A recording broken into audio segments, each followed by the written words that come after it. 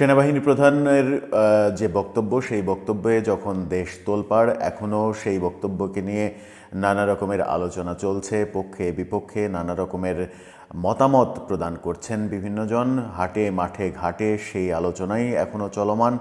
সামাজিক যোগাযোগ মাধ্যমে সেটা নিয়েই চর্চা বেশি হচ্ছে। ঠিক সেই সময় আমরা দেখতে পাচ্ছি যে আগামীকাল সমন্বয়কদের যে নতুন রাজনৈতিক দল, সেই রাজনৈতিক দলের আত্মপ্রকাশ হতে চলেছে। সমন্বয়করা প্রধান উপদেষ্টাকে দাওয়াত দিয়েছেন এই আত্মপ্রকাশ অনুষ্ঠানে আসার জন্য। ব্যাপারটা জমে যাবে তখনই যদি প্রধান উপদেষ্টা এই অনুষ্ঠানে আসেন। কি হতে যাচ্ছে তাদের দল নিয়ে এবং সেনাবাহিনী প্রধানের সেই কথার পরে কোন কোন ঘটনা ঘটতে যাচ্ছে। এদিকে বিএনপি তাদের বর্ধিত সভা করেছে, সেখানে বহুদিন পরে বেগম খালেদা জিয়া দূর থেকে হলেও ভাষণ দিয়েছেন, তারেক রহমান ভাষণ দিয়েছেন। সেখানে তারা দুজনই গুরুত্বপূর্ণ কথা বলেছেন। সব মিলিয়ে আলোচনা করব এই ভিডিওতে। থাকবেন পলিটিক্স টিভির নিয়মিত আয়োজনে।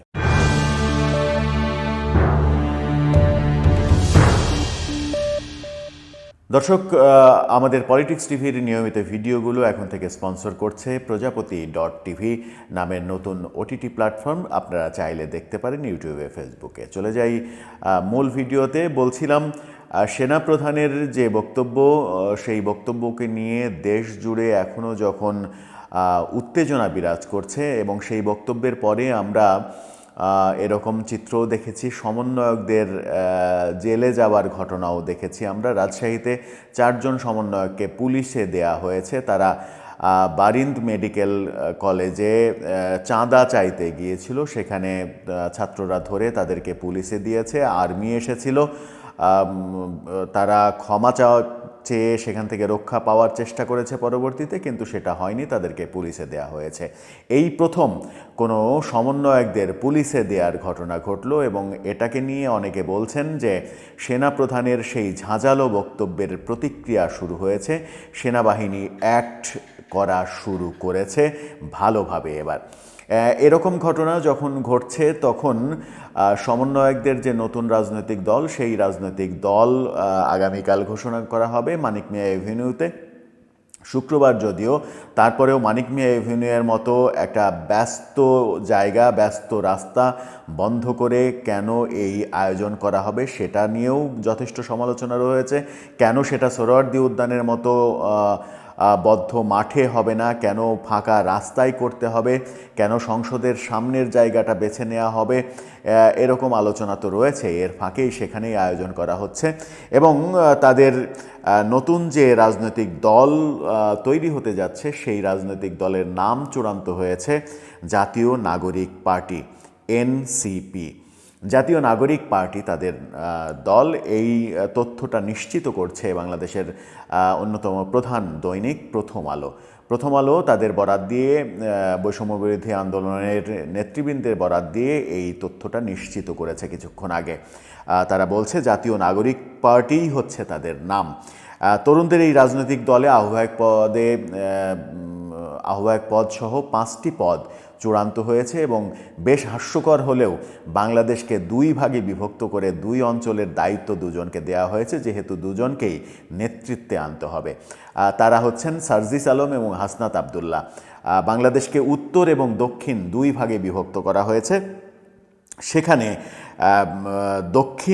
দক্ষিণের মুখ্য সংগঠক করা হয়েছে হাসনাত আবদুল্লাহকে এবং সার্জিস আলমকে উত্তরাঞ্চলের মুখ্য সংগঠক পদে নিয়োগ দেওয়া হয়েছে। মুখ্য সংগঠক 2টি পদ তৈরি করা হয়েছে এবং নেতৃত্বে জায়গা দেওয়ার জন্য নাসিরউদ্দিন পাটোয়ারিকে প্রধান সমন্বয়কারীর দায়িত্ব দেওয়া হয়েছে। তিনি সমন্বয় করবেন, প্রধান সমন্বয় করা, মুখ্য সংগঠক, এগুলোর কাজ কি সেটা গবেষণার ব্যাপার। আসলে একই ব্যাপারে বিভিন্ন শব্দ ব্যবহার করে পদ বন্টন করা এবং প্রধান 2টি পদ, আহ্বায়ক নাহিদ ইসলাম সদ্য সরকার থেকে পদত্যাগ করেছেন। তিনি এতদিন সরকারের ভেতরে থেকে দল গঠনের কলকাঠি নাড়িয়েছেন, এবার সরকারের বাইরে এসে দলের দায়িত্ব নিচ্ছেন। সদস্য সচিব করা হচ্ছে আক্তার হোসেনকেই। বহু বিতর্কের পরে আক্তার হোসেনকেই তারা সদস্য সচিব হিসেবে বেছে নিয়েছে। মজার ব্যাপার হচ্ছে 5টি যে মুখ্য পদ পাঁচজনের যে জায়গা হয়েছে, এই পাঁচজনের মধ্যে 5টি প্রধান পদে একজনও নারী প্রতিনিধি নেই। এটা নিয়ে তাদেরকে প্রশ্ন করা হলে তারা দায়সারা গোছের উত্তর দিয়েছেন। তারা বলেছেন যে কোনো দলের চাইতে তাদের দলে নারী প্রতিনিধি অনেক বেশি থাকবে, নারীদের অনেক বেশি মূল্যায়ন করা হবে। মূল্যায়নের উদাহরণ আমরা দেখতেই পাচ্ছি। 5টা পদ, সেই 5টা পদে, আবারও বলছি 5টা পদ: আহ্বায়ক নাহিদ ইসলাম, সদস্য সচিব আক্তার হোসেন, প্রধান সমন্বয়কারী নাসিরউদ্দিন পাটোয়ারি এবং দক্ষিণাঞ্চলের মুখ্য সংগঠক হাসনাত আবদুল্লাহ, উত্তরাঞ্চলের মুখ্য সংগঠক সার্জিস আলম। এই 5টা পদ, 5টা পদের একটিতেও নারীদের অংশগ্রহণ নেই। প্রধান উপদেষ্টাকে দাওয়াত দেওয়া হয়েছে, প্রধান উপদেষ্টা নাকি সাদরে গ্রহণ করেছেন তাদের দাওয়াত, এমনটাও জানানো হয়েছে তাদের পক্ষ থেকে। এখন দেখার বিষয় প্রধান উপদেষ্টা এই অনুষ্ঠানে আসেন কিনা। উপদেষ্টা পরিষদকেও দাওয়াত দেওয়া হয়েছে, তারাও আসেন কিনা সেটাও দেখার বিষয়। বিএনপি জামাত সবাইকেই দাওয়াত দিচ্ছেন তারা। বিএনপি জামাতের প্রতিনিধি হয়তো থাকবেন, বিএনপি আসে কিনা এটাও একটা বড় প্রশ্ন। বিএনপির প্রতিনিধি উপস্থিত হলে সেটা একটা নতুন অর্থ মিন করবে, আবার যদি উপস্থিত না হয় সেটাকেও ভিন্নভাবে ব্যাখ্যা করার স্কোপ থাকবে। এখন আমরা কালকে পর্যন্ত ওয়েট করব যে কালকে কারা উপস্থিত হচ্ছেন অতিথি হিসেবে, সেটা খুবই গুরুত্বপূর্ণ একটা বিষয়। এই প্রস্তুতি যখন চলছে, তারা যখন এরকম প্রস্তুতি নিচ্ছে, তখন দেশে আইন শৃঙ্খলা পরিস্থিতির চরম অবনতি এবং আজকে ঢাকা বিশ্ববিদ্যালয়ে তাদেরই যে বৈষম্যবিরোধী ছাত্র আন্দোলন থেকে যে নতুন ছাত্র সংগঠন তৈরি হয়েছে, গতকালকে মারামারি হয়েছে, ব্যাপক মারামারি হয়েছে গতকালকে। আমরা আমাদের ভিডিওতে কম বলেছিলাম, কিন্তু সেটা আসলে ব্যাপক আকারে মারামারি হয়েছে। বেশ কয়েকজন হাসপাতালে রয়েছে এবং সেই ঘটনার জন্য আজকে বাকের কাদের, যারা এই নতুন ছাত্র সংগঠনের নেতা, তারা আজকে ক্ষমা চেয়েছে, বেসরকারি বিশ্ববিদ্যালয়ের ছাত্রদের কাছে ক্ষমা চেয়েছে। সেই তুলকালাম কাণ্ড এখনও চলছে, ক্ষমা চাওয়ার ব্যাপারগুলো চলছে এবং তাদের মধ্যে একজন নেতা, নামটা এই মুহূর্তে মনে করতে পারছি না, তারা সেই নেতা আবার পদত্যাগও করে ফেলেছেন একদিনের মধ্যে।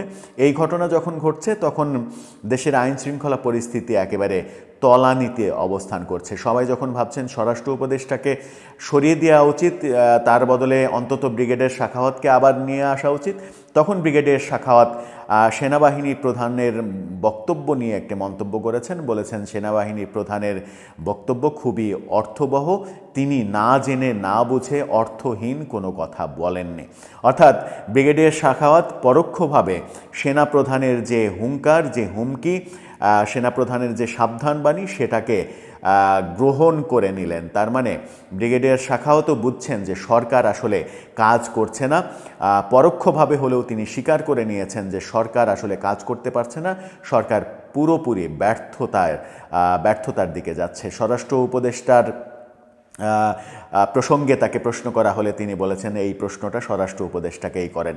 তার মানে ব্রিগেডিয়ার সাখাওয়াতও যে বিরক্ত সরকারের কর্মকাণ্ডে, তাকে যে স্বরাষ্ট্র উপদেষ্টা থেকে সরিয়ে দেওয়া হয়েছিল, পরিণতি যে কত ভয়াবহ হয়েছে সেটা আজকে দেশের মানুষ যেমন টের পাচ্ছে, সরকারও টের পাচ্ছে। এরকম পরিস্থিতি যখন চলছে, তখন ভারতীয় একটা গণমাধ্যম আজ তক বাংলা, সেখান থেকে বেশ কিছু খবর দেয়া হচ্ছে। সেই খবরটা গুজব, মিথ্যা, বানোয়াট নাকি সত্য, সেটা সময়ই বলে দেবে। তারা বলতে চাচ্ছে যে জুলাই আগস্ট যে বিপ্লব হয়েছে, শেখ হাসিনা বিরোধী যে আন্দোলন হয়েছে, সেই আন্দোলনে আমেরিকা, চীন, কাতার সহ বিভিন্ন দেশ থেকে বিপুল পরিমাণ টাকা এসেছে বাংলাদেশে এবং সেই টাকার ভাগ বাটোয়ারা হয়েছে সমন্বয়ক, উপদেষ্টা যারা এখন বিভিন্নভাবে কাজ করছেন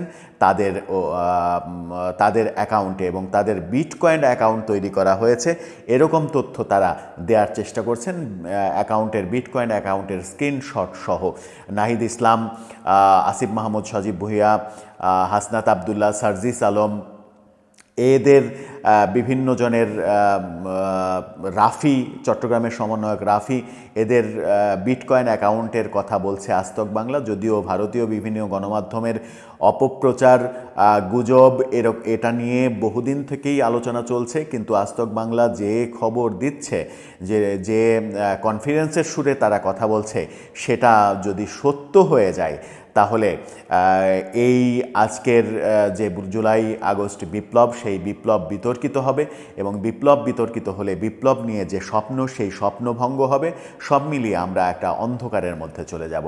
আমরা প্রত্যাশা করব যে তাদের দেয়া খবরটা গুজব হোক, গুঞ্জন মানে অপপ্রচার হোক, যেন সত্যের বিন্দুমাত্র ওর মধ্যে না থাকে, যেন বাংলাদেশটা অন্তত দুর্বিষহ একটা পরিস্থিতি থেকে পরিত্রাণ পায়। দর্শক, আপনার সব মিলিয়ে কি মনে হয়? আপনার মতামত জানিয়ে লিখতে পারেন আমাদের কমেন্ট বক্সে।